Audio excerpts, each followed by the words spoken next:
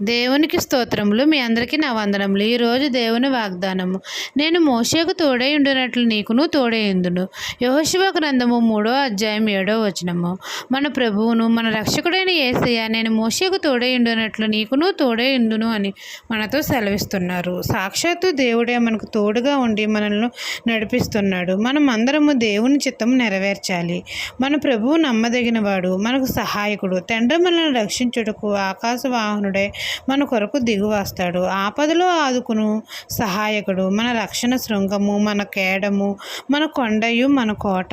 తండ్రి మనతో నిబంధన చేస్తున్నాడు. మోషేకు తోడై ఉండినట్లు మనకును తోడై ఉంటానని మన మధ్య అనేకమైన అద్భుత కార్యములు చేస్తాడు. మనం అందరము మన ప్రభువైన యేసయ్య నామం నందు విశ్వాసం ఉంచాలి.